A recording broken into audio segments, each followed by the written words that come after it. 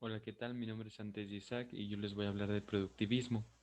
El productivismo es una filosofía propuesta por Anthony Giddens. El productivismo es la creencia de la productividad económica medible y el crecimiento es el fin del último de la organización humana. Lo que manifestaría en aspectos es como la organización del trabajo.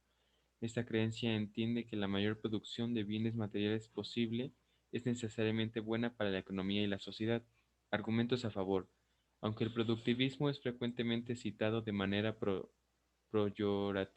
peyorativa, como el problema fundamental en la política y la economía actualmente permanece como una guía de la mayoría de las economías, mientras los críticos del productivismo y sus variantes políticas y económicas, como el capitalismo y el socialismo, asumen las nociones teóricas sobre la política económica y discuten acerca de una política económica más compatible con los valores humanos. Aquellas visiones son citadas como utopía, son citadas como utopías por los economistas y los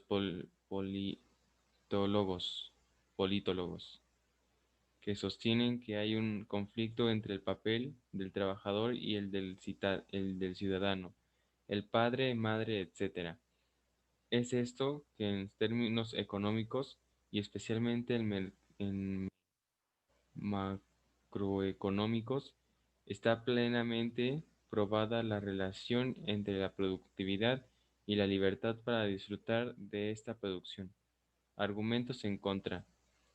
Anthony Giddens define que el productivismo es como un ethos en el que el factor trabajo asal desempeñe, desempeñe justifica otros ámbitos de la vida. El trabajo define si los individuos sostienen que valen la pena o son socialmente valorados. Aunque el término productivismo puede ser considerado peyorativo para que no es aceptado por muchos individuos ideologías, tal y como se describe. Aquellos mismos individuos e ideologías usan términos como productividad, crecimiento, sentido de la economía y sentido común. Sin discusión, la, para Ivan Illich, solo la sociedad que acepta la necesidad de escoger un techo común a ciertas dimensiones técnicas en sus medios de producción tiene alternativas políticas. Si hacemos caso a los que usan el término productivismo, la diferencia entre ellos mismos y los promotores de la política económica convencionales es que el productivista no cree en la idea del crecimiento no económico. Por ejemplo, el productivista cree en todo el crecimiento es bueno, mientras que el crítico del productivismo cree que puede ser como la enfermedad y que puede interferir con los demás procesos que regulan la vida en el planeta, incluso entre las propias relaciones humanas. Además, advierten al electorado y los trabajadores y los consumidores para que se reflexionen sobre los valores que deben regir su tiempo libre y sobre su libertad o no de usar este tiempo para producir o su dinero para las adquisiciones de bienes.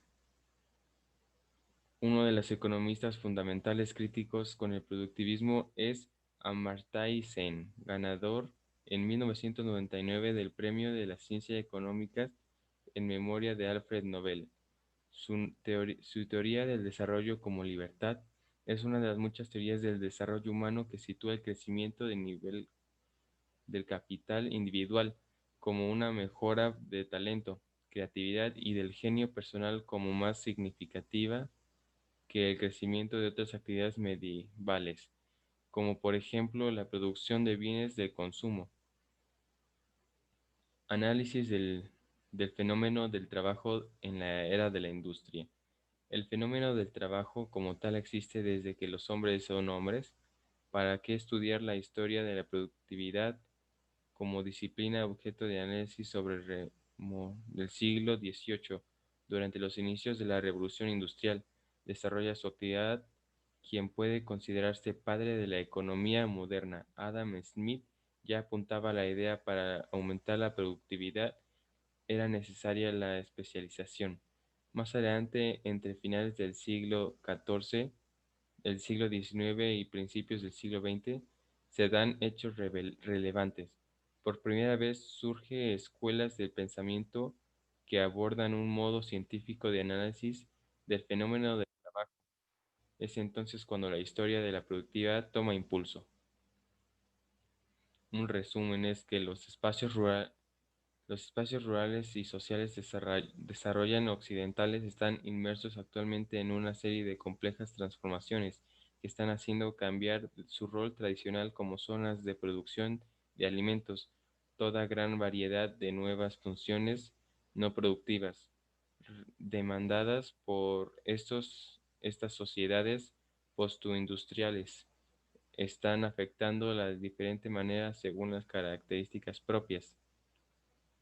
Ante el surgimiento de las últimas décadas de las llamadas economías basadas en los conocimientos, han aparecido diversas propuestas explicativas o marcos teóricos para la comprensión de las mismas.